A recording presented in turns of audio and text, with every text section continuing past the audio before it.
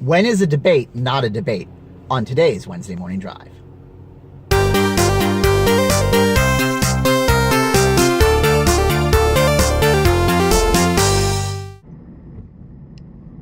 Hey everybody, Matt Cribbs here, and welcome back to another Wednesday Morning Drive. How are you doing? I'm doing pretty well. It's been a good week. Busy. So, have you ever been in one of those modes where you're so busy that you don't actually remember what you've done? And so it's like, oh man, I'm so busy. And they're like, well, why? And it's like, I don't know. I don't know what I've done. I can't remember. It's just all blurring together. It's kind of where I am right now. It's one of those things where there's just so much going on that I guess my brain gets overwhelmed and overloaded, but still getting the things done. So that's a good thing. Today I actually had a struggle trying to decide what to talk about. I really wasn't sure. There's no new software that I'm looking at the moment. There's no new big topic that came up that hit it. But there is something that, it kind of raised a question in my head, and it has for quite a while. And that's the presidential debates, which just happened.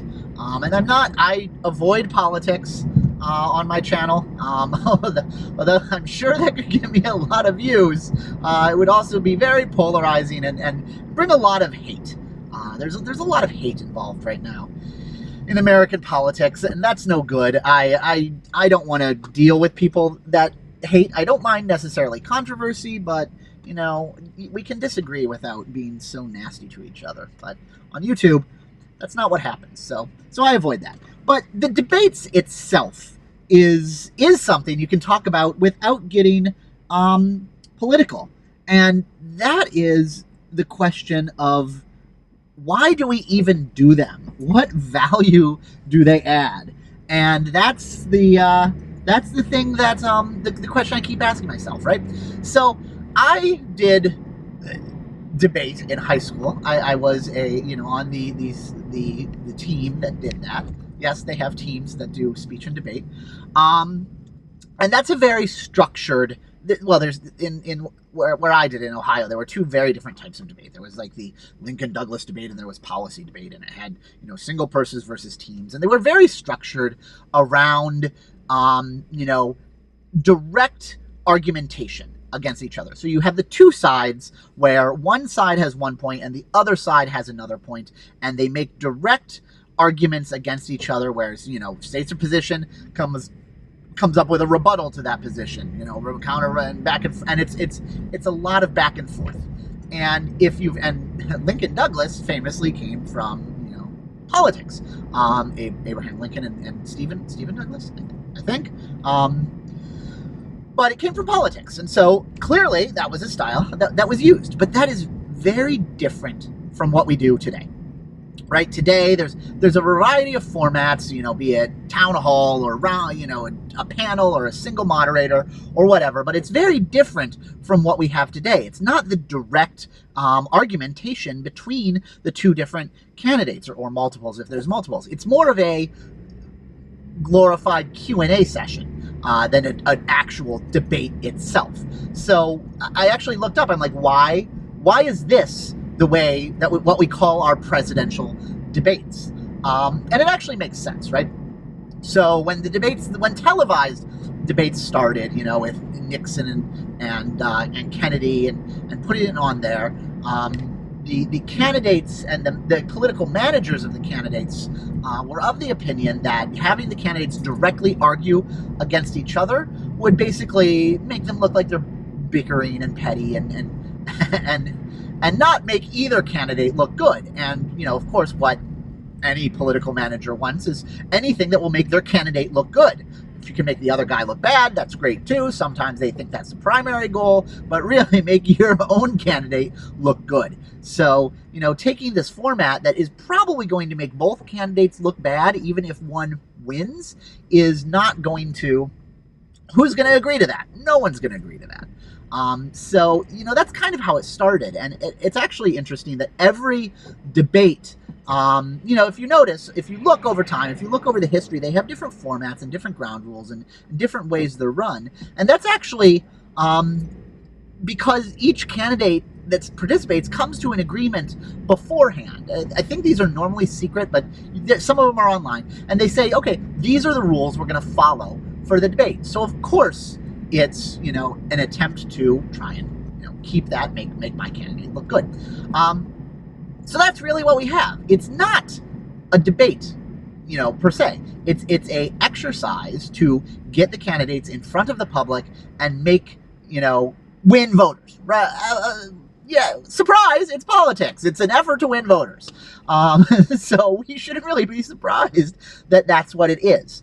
And I could see how, you know, that serves its purpose. It gets in the glory days of when it came out, when television was the main media, it's a channel, you know, to actually see the candidates in person and interacting in real time, like live, and getting real questions, not pre-canned speeches that are made, not, you know, filtered through the reporting of a journalist or, you know, in a print media, to actually see them. And you can see, you know, that would be incredibly valuable for people making up their minds. But now we have the internet, and now we are inundated with, you know, clips and sound bites and speeches and social media and real time and the candidate in your face. Like, we know these people as well as you can know any public figure who has been a carefully crafted media presence. But, you know, we have so much more exposure. So does the debate format serve its goal? You know, does it actually add anything to the process? And I really don't think so. I think we get everything that it was originally, you know, styled to have. Now, do we need an actual kind of debate where the argument, the candidates, you know, pitch their ideas against each other and you know, actually make arguments and counter arguments and all that? I don't know if that would actually be any good either, because we know the candidates' positions. Our election cycle is extremely long, especially compared to the rest of the world. We let these guys go on forever. So by the time we're in this phase of the election, where it's the debates, you know, their positions have been posted and dissected and modified and counter-dissected and analyzed, that if you're a type of person who really wants to know the depths of the arguments of what a candidate position is on any specific point, you can get that a lot easier than watching a period of television and waiting for them to state it and someone to argue it. Like, that information is out there as well. So if you don't have the clarification and rebuttal of arguments side of a actual debate, and you don't have the PR, you know, learning about the candidate side of the modern presidential debate, what purpose does it serve? And I'm, you know, kind of forced to conclude that not a lot. It's an opportunity for sound bites and, you know, hopefully the other opponent will stumble and do something that makes them look absolutely horrible, and the other candidate will capitalize on that. And that's where I think it's kind of an important question, because, you know, if it's just a thing that happens and it's traditional and they debate and, you know what, we don't really need it, but yeah, why not, let's keep it, then sure, keep it and don't worry about it.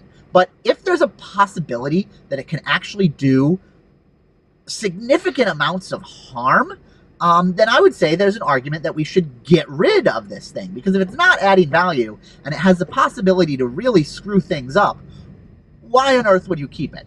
And I think that is an actual risk, right? So should a single misstep at a moment of time in a televised forum really sink a candidate's chances? I mean, not that there's not plenty of opportunities for that. These guys are on camera so much that if they're awkward, it's going to be captured. There's the famous war cry.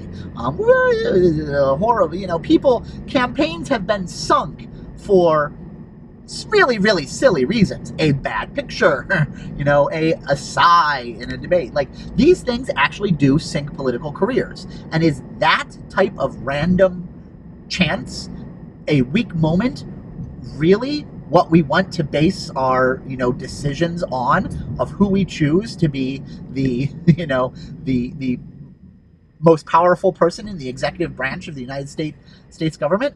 I don't think so. We are all human. We all do make, you know, our mistakes. We all may do, you know, little things, and we shouldn't expect presidents to be on all the time, because if they are, then it's not a, you know, no one is. That's an impossible goal. So that means we're not actually voting for a president and a position so much as we're voting for a media image and a stylist.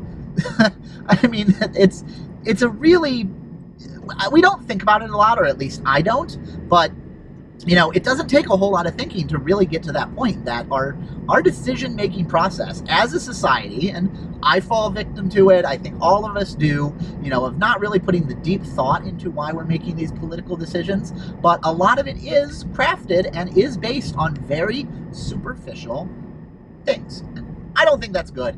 Anyway, that was where my train of thought was today. I didn't really have any deep point on this, but I do find the history of the debates interesting, especially if you just look at them and say, it's a debate, but it's not a debate. Why is it called? So what is it? So that was, that's where I stand on that. I hope this was interesting to you. It was interesting to me, just, you know, figuring it out. And, you know, think a little bit more about why you're making your decisions. So anyway, hope you have a great week. I will talk to you next week, and keep playing. Keep driving, guy in front of me. What can you do? All right, bye.